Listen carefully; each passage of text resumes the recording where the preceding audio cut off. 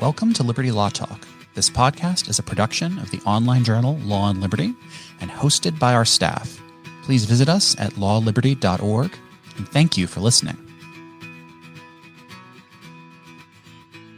Hello and welcome to Liberty Law Talk, a podcast presented by Law and Liberty and supported by the Liberty Fund. My name is James M. Patterson, and I'm an associate professor and chair of the politics department at Ave Maria University, a research fellow at the Center for Religion, Culture, and Democracy, president of the Ciceronian Society, and faculty affiliate of the Jack Miller Center. Today, our guest is William McCormick. He is a contributing editor at America Magazine, a visiting assistant professor at St. Louis University and the departments of political science and philosophy. He is a Jesuit scholastic or seminarian of the Central and Southern Province of the United States. He studied politics at Chicago and Texas, and it's published in History of Political Thought, the European Journal of Political Theory, and the American Journal of Political Science. We will be discussing his recently published book on Catholic University of America Press, The Christian Structure of Politics on the Regno of Thomas Aquinas. Bill, welcome to Liberty Law Talk. Thank you so much for having me. I'm looking forward to this conversation. Outstanding. Well, this is quite an impressive book. I was very fortunate to have read it. And I want to start off by asking you to tell us a little bit about who Thomas Aquinas was. From what I remember, he was described as corpulent, but there may have been a few other things about him that may be worth discussing besides of the polite way of saying that he maybe had a little too much cheesecake. I certainly hope so, or else my book wouldn't have much to offer. Thomas Aquinas was a 13th century Italian priest and theologian and Dominican, and he was one of the greatest theological lights of his time. And for centuries thereafter, he was regarded as an important name and influence in theology and philosophy in the Catholic Church, but certainly often more in spirit than letter. Often he was invoked as an authority and not studied very seriously. So the 19th and 20th and now 21st century, it's been a really great pleasure to sort of see a renewal of interest in his work, and especially the actual text of his work as opposed to through the manuals and commentaries. A lot of wonderful commentaries written about him, a lot of wonderful manuals written about him. But to get back to the primary sources has been, just one of the fantastic intellectual achievements of Catholicism since the mid-19th century. And Aquinas still has a lot to teach us today. So one of the interpretive devices you bring to thinking about Aquinas is the Augustinian, the Aristotelian, and the Ciceronian. And I really like these three, but explain what they have to do in particular with de Regno, which is a bit of a curious work in Aquinas' repertoire. Well, I'm in the presence of someone who knows a great deal more about Cicero than do I, so I tread lightly. But I think one of the central puzzles of political philosophy, and one certainly to which Catholics have attended carefully, is what does it mean for the human person to be naturally political? And in what sense does political community fulfill critical ends of the human person? In what way are human beings made whole, excellent, good through political community? And some of the greatest thinkers in politics have addressed themselves to that question in one way or another. And of course, I think probably most familiar with the idea from Aristotle that human beings are naturally political, and that to be most fully human, they need to live in human community, and that's how you develop the virtues, the different facets of human excellence that make us so good. And that Aristotelian idea is indeed in the Christian, I was going to say in my own book, it's indeed in Aquinas's text, more importantly. And I think that from a Christian perspective, the challenge, of course, is that, or one challenge is that because of the fall and the tendency of human beings to sin, it sometimes can seem that actually political community exists more as a corrective to fallen human nature. It might be even a punishment for fallen human nature. And that's one interpretation often offered of the great thinker, theologian, and bishop St. Augustine of Hippo, that he was proposing politics as primarily a remedy against political community, primarily as a corrective to sin. it's hard to pin him down on that, and I'm not so inclined to think that he's so Augustine was an Augustinian, but it's certainly there. It's certainly there to be had. And there's no question, and Aristotle recognizes this too, that political community often has to restrain the wicked, as you might say. That there are people who are vicious, and many people, whether they're generally good or not, who can do bad things, and political community has to restrain those kinds of crimes. Cicero has an ambiguous role in this conversation, and it's in the work of the great medieval historian of political thought, Carey Niederman, that we really see Cicero come to play in De Regno. He suggests that Cicero is kind of a via media between Aristotle and Augustine. And there are indeed places in Aquinas's work where you might think, yeah, I think that's true. I think it's true that there's something Ciceronian going on in this work. And it matters for a number of reasons, but the first one is that some people get frustrated with the political thought of medieval and ancient thinkers because they think, modern thinkers might think that this political thought is just too metaphysical, that it just sort of presupposes that these structures and institutions just sprout out of human nature. But all of these thinkers know that politics is very hard work and it's not magic. And indeed, the attainment of virtue is an act of perseverance for a person and for a community day in and day out. And part of what Cicero is emphasizing or what you might think is he's emphasizing for Aquinas is that, yes, human beings are naturally political, and authority is really important, that the development of healthy forms of authority in a community are an achievement. They're not simply something that you can take for granted. There's a lot more I could say about that, but I think I've said quite a bit already. So, one thing that's part of this tripartite interpretive device, for what I understand you're saying, is that the readings of Augustine, Aristotle, and Cicero are a little schematic, right? They're not quite, fair to the authors themselves, but useful for organizing our understanding of what Aquinas is doing. And also, one of the things that is part of your reading of De Regno is that only one of these figures is actually a Christian. And this corresponds to the fact that much of the political regime that Aquinas talks about is rooted in our understanding of nature and not necessarily of grace or revelation. But we'll leave that to the side just for a second, because one of the things I think people overlook about De Regno is that it is not like a lot of other things that Aquinas writes. And this has an impact on the way Aquinas writes this book that I think people tend to misunderstand. For example, Aquinas seems to be very pro-monarchy in De Regno. Was he a monarchist? And if so, what did we make of what he has to say about the mixed regime being the best regime in the Summa? Those are fundamental questions. Because Aquinas is writing for a royal audience, we expect him to have positive things to say about monarchy, not in the sense that he's committing, flattery or lying, but in the sense that I think he's going to want to take seriously the advantages of the regime, to which he's responding. There's no question that for much of human history, monarchy was the primary form of politics, the primary regime form, and in many places and times and places in Christendom, monarchy was sort of uncritically accepted in the way that many people today would uncritically accept democracy. And that's really important to say. I think it's safe to say that in De Regno, as well as in the Summa, that Aquinas first and foremost is going to want to affirm the legitimacy of a variety of regime forms. And this is something that you have to keep hammering home to a modern audience, that actually there are many different forms of legitimate government. There might be a best one, but the best one might not always be the one that's most practical. And as you know, as well as I do, that Aristotle and Cicero too, and Plato in their own way, spend a lot of time asking what kind of regime forms are good for different kinds of countries and regimes. So today we would just say, democracy is the best for every country, end of story.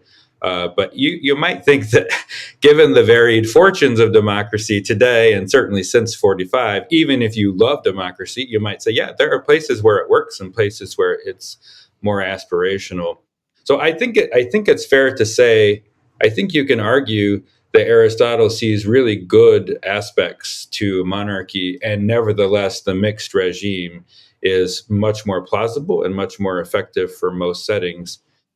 Also, bearing in mind that I think that for Aquinas, the distance between monarchy and the mixed regime is not as great as it is for us, because he's not talking about the absolutist monarchies of the 17th and 18th centuries, which could never have existed without the sort of, for one thing, without the nation state and without the absolutism that went with the post-Reformation dispensations. So, he's talking about monarchies that are heavily constrained, conditioned, and formed by other social bodies and by norms and unwritten constitutions, and in some cases, different ethnic and tribal groups. These are not absolutist monarchies. So there is a distinction for him between monarchy and the mixed regime, but it's not as great as I think for him as it is for us. So there's a sense in which Aquinas is not really recommending like a sacral kingship you talk about towards the end of the book, where that the person responsible for the political operation of a monarchy has their authority directly ordered from God, and therefore cannot be questioned by any institutions beneath that order, right? That's not the kind of monarchy that Aquinas is contemplating. No, there is no whiff of divine right monarchy here. Certainly monarchy and all political form is blessed by God and can be blessed and supported by the church. But you don't need you don't need revelation to know what good governance looks like at its most fundamental levels. And that's why I think why it's so important that Aquinas has so much use for non-Christian thinkers.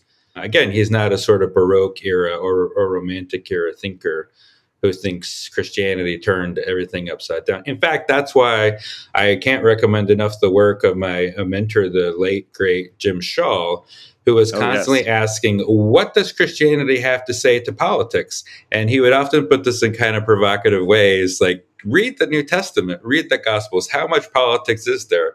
How many times did Jesus call for the overthrowing of regimes? In some ways, you can say Christianity is a lot less obviously political than Islam and Judaism, although I'm not an expert in either of those, so I don't claim to have much more to say about it than that. I leave that to Remy Bragg and others. But I think it is fair to say that, at the very least, I'll just say there's no divine right monarchy here. I think where I started. Yeah, that's right. So another thing that is an odd contradiction in De Regno is that he's not a fan of tyrannicide in De Regno, but in the earlier, very young Aquinas and the commentary and the sentences seems to favor it. And we've already gotten a hint of why you would want not to endorse tyrannicide, given that De Regno's written for a king.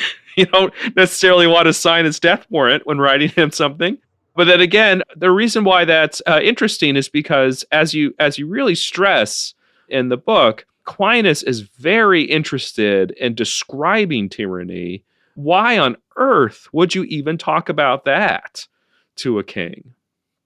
It is a really surprising topic to bring up, as you say. And again, it's another place where a genre is so important. This isn't a treatise. It is a letter written to a king, a speculum principum, a mirror of princes. And so to bring up such a delicate issue to a royal reader would seem to be, anyway, it's surprising. It's incredible too that Aquinas distinguishes between mild and excessive tyranny in the work, and he suggests that mild tyranny is not altogether uncommon and it's reformable. So apparently, taking from Aristotle's discussion of politics, he says one of the ways to preserve a tyranny is actually to convert it into a just regime, is to divert it back to the proper ends of politics. And I think part of the emphasis, there's so many reasons why he brings up tyranny. But I think part of what he wants to emphasize throughout this work is something that's pretty boring, that would never make any newspaper headlines, would never get you a journal article. And that's the politics is really hard work. It is very hard work. And the day in and the day out are far less attractive than the glory, the riches, the Twitter fandom of politics today or 100 years ago. But that's what he's asking the king to turn his attention to, the daily work of politics. And so there's a way in which Aquinas wants to comfort the king to say, it's very difficult and you will fail frequently. And he wants to confront arrogant, proud political elites with their frailty and their limitations. And he wants to do so, I think, in careful ways. But I think he also needs to make that clear. There's also a really fun sort of implication of all this, which is that if politics is really hard work, then and statescraft is a difficult task to which kings can only barely pretend to have any competence in, then how much less can the king claim power over the church? How much more ridiculous is the notion of civil religion? And we see later in the Regno that that's exactly where Aquinas takes that line of thought. But yeah, politics is really hard work, and I don't think you can say that enough, because in most times, in most places, I do think leaders rather avoid leading and would rather, well, whatever their generation's equivalent to Twitter is, that's what they would want to do. Joust, I don't know. Well, that's games, bread and circuses, Yeah. So what is the role of the common good here? That seems to be very vital to the distinction between a monarchy or a good government by the one and tyranny, which is the evil government of the one. And its significance, I guess, can't be overstated, considering that tyranny is the worst regime. Or at most cases, I think you say that at some points Aquinas maybe contemplates oligarchy might. But we'll wait for that answer, I guess. What is the role of the common good here? Oh, well, the common good is everything. I mean, the common good, obviously, as you know, probably better than I do, is a multivalent term. And certainly what Aquinas is trying to point to in part of the common good is that the common good just is the actualization of the being, the perfection of the citizens in their harmony, in their proper orientation. And the common good isn't just a set of conditions that allows each person to flourish in his or her own ways. It's not just an extrinsic good, that the community pursues, but the common good really does mean that human beings can be properly human. And that has kind of maybe a paradoxical or counterintuitive implication, which is that politics really needs to know its limitations, and politicians need to know that they are not God and that they are not churchmen for that matter, precisely because if politics is going to serve the common good, then it has a negative task of not offering a totalizing vision of humanity, of the good of the human person that stamps out those legitimate ends. And this is where you get into all kinds of questions about whether Aquinas was a Whig or he was some kind of liberal. And obviously those are difficult questions because there's just so much anachronism and baggage in those conversations. Absolutely. But there's no doubt that Aquinas is in favor of a limited government or constitutionalism in the broad sense of those terms. Obviously, again, those are all sort of anachronistic, but the government is directed and limited and formed according to him by the common good of the human community. So it's sort of the most important thing and the least important thing, because you have to flesh out what that means. And again, that's where he's going to want to say, what are the virtues, the concrete virtues that a regime is cultivating in its persons, in its citizens. One way to get at the limit there is in this distinction that you set up earlier in the book between the liber and the servus, or servus. I was taught classical pronunciation, so I never know how to do the church Latin pronunciations. The idea of there being people who were free in some sense, and those people who are servants or slaves of some variety, in which case a person who is free somehow has a superior place in society, but in part because they're more capable of securing for themselves a good that is not just for themselves, but most especially the common good. So is that a right reading of that distinction, or how would you rephrase that, or what do you make of that use in terms of describing the common good in Aquinas? Oh, it's very good, and it's very important.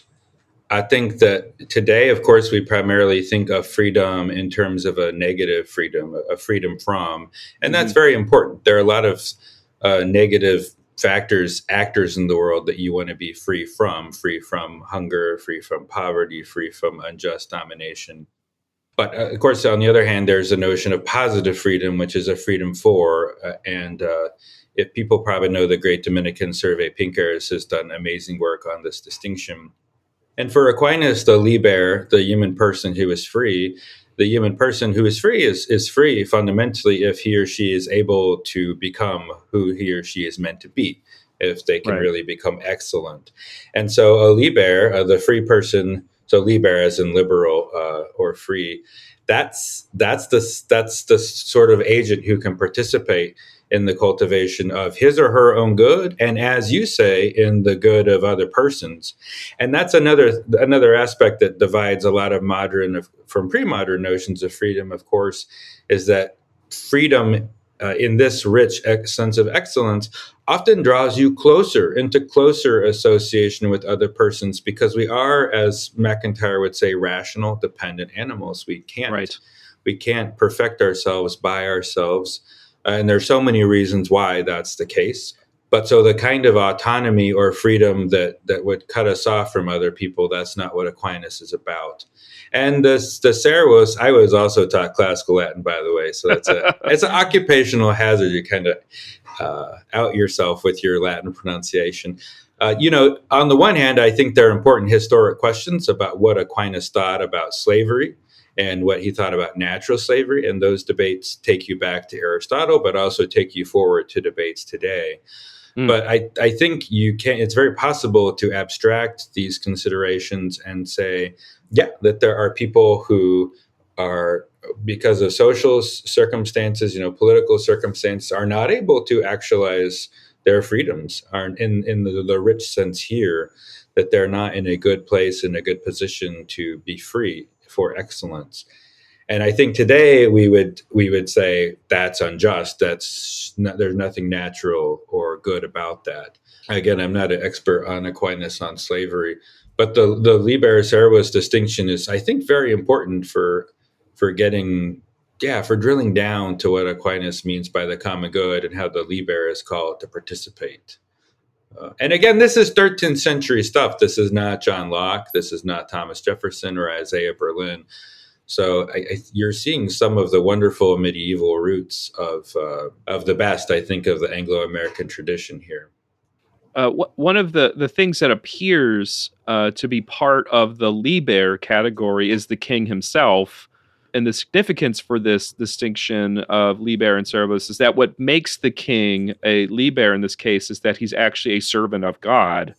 In this case, it's not to be understood that he's a servant of God because God ordains him directly in some kind of unique sacral description that we had before. But one of the problems you see Aquinas address, as you describe in the book, The Christian Structure of Politics, is that why should a king govern at all, let alone govern well? So what is the king's reward? It's a great question, and it's so powerful rhetorically in the book, because Aquinas is very aware, as with many great medieval and ancient philosophers, that whatever Aquinas thinks about virtue, many political leaders are not ruling so that they can become more virtuous. So you have to do a pretty thoroughgoing critique. Unlike today, right, Bill? Well, there's that. I think that Aquinas, like Aristotle, like Cicero, like Seneca, like so many great pre-modern authors, confronts what are often taken to be the great rewards of politics: riches, honor, glory, and the pride and vainglory and arrogance that go along with that. And so when Aquinas poses this question of the reward of the king, it comes after he's detailed some of the grave difficulties of ruling. And so you're expecting that there would have to be a pretty amazing reward for the king for it to be worth all of this. And it's true. It is the case. And not only is it not riches, honors, and glory and other things that are passing, it's something eternal, something that everlasting, the beatific vision, happiness with God. And what's striking, of course, too, is that Aquinas argues that the reward of the king is not actually different from the reward toward which the king is hopefully shepherding his people. That just as the citizens, all human persons are called to be in union with God, to contemplate God on that last day, that the king himself, that his vocation as a king is to move in that direction as well. So it's not something sort of its own little path, its own little diversion from the universal call to holiness, as we might say today, but it really is the end of every human person. This is a vision of governance that differs pretty profoundly from the modern vision, as you mentioned. But also, one of the problems with the modern treatment of the common good, we see this, at least in my view, with some of the more recent criticisms of liberalism surfacing among conservative Catholics today, is that because the common good is precisely common, it's ordered to coming prior to any private good, right? So the idea of civil peace would come prior to, for example, the ownership of a particular car. How is it that Aquinas avoids turning the common good into something totalitarian, right? Something that makes claims on all forms of personal liberty, thus reducing everyone to a service rather than a liber? I think there are people who've definitely thought about this question more than I have. And I think it's an important question to address to Aquinas, partially because I think he's less concerned with totalitarian political projects than we are. And certainly the 20th century, was one of the saddest centuries in modernity for this issue. Obviously, it's more than just an issue. But I think one of the constant refrains in this book, which is quite powerful, is that the king is not God. Right. And Aquinas is clear this particularly in book 2, but in other places as well, that God creates, and he's part of creating, of course, is to set ends for created objects and created persons. And the king, like all humans, all he can do, and it's a pretty significant task, but his job is within that order of created goods. He orders them, governs them towards the end that were set by God. In other words, there is a pretty definite vision here of how God has set up creation. And the king is fundamentally unjust, and any person is fundamentally unjust if they somehow seek to direct those creatures away from their God-appointed ends, which is very important because there are so many totalitarian visions of politics we know that build a whole quasi-religion out of what the point of a human life is and how the community is to be ordered. And somebody like Mussolini, of course, trying to cover the state in glory and trying to offer a fundamentally idolatrous vision of politics. So I think that for Aquinas, one of the main limitations on politics is precisely that the king is not God, and that to try to set himself up as God is the worst sort of, it's heresy, it's blasphemy, but it's idolatry in a really practical sense. You think of John Milton's Satan, evil, be my good. That's precisely what Aquinas says a king cannot do. So, as you said a little earlier, and as you do a wonderful job of explaining in the book, this is a speculum. This is a mirror of princes.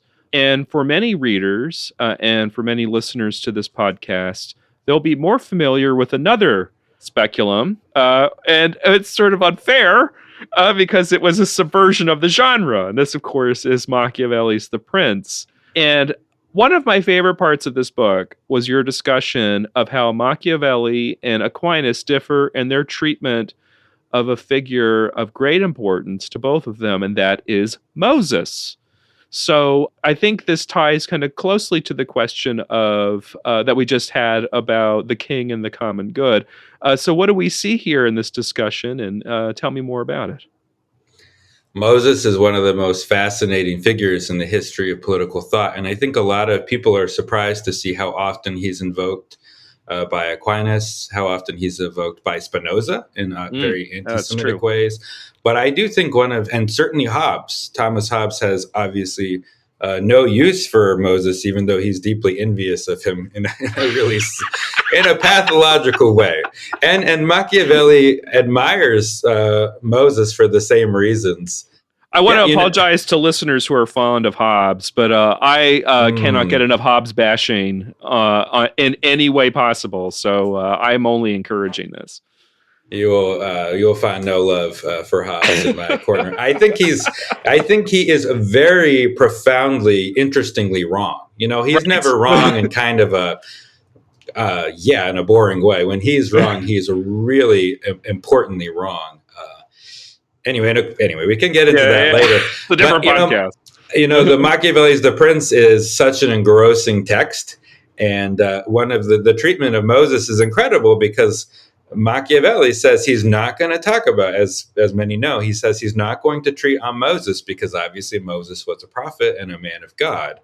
And that really is Aquinas' point of departure, that Moses was such a brilliant leader because in a really privileged way, he saw the ends that God had set for the Hebrew people. And indeed, there was a covenant that wasn't just sort of the general ends from creation, but God had entered into a covenant with his people, and Moses faithfully shepherded them within that framework. That sounds like a little legalistic term, but Moses sought to help them be faithful to that covenant. But Moses gets a different treatment in Machiavelli, and Machiavelli is so fascinated in what he calls unarmed prophets, and probably because Machiavelli was hoping to become an unarmed prophet of a sort.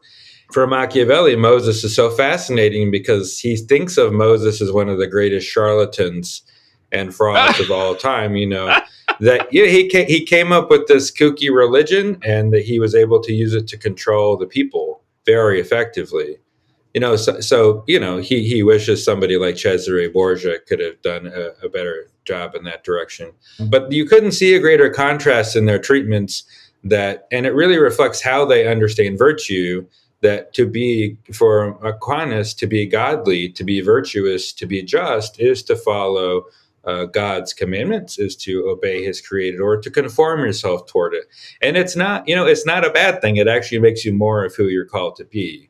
But for Machiavelli, as you know, virtue is a euphemism for, it can mean many things, but it often just means a kind of crafty strength that can be used for what's sometimes understood as good, and sometimes for what's good is evil. Machiavelli thinks that distinction between good and evil matters because appearances can be used to influence and control. But for Machiavelli, Moses really is this crafty charlatan who's able to manipulate the masses.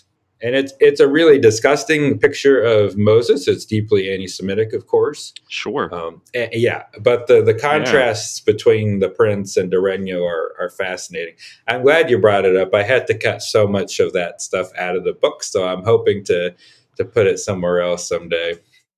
Well, I would be very excited to read the cut. I did not know that you had to cut stuff from there, but as I was reading it, I was wanting more. So clearly, I should not be editing these books, right? I'd be like, digression on Moses? Yes, please. Thank God for good editors. They save academics from themselves every single day. Every single day. It is true. It's true. I don't know how they do it.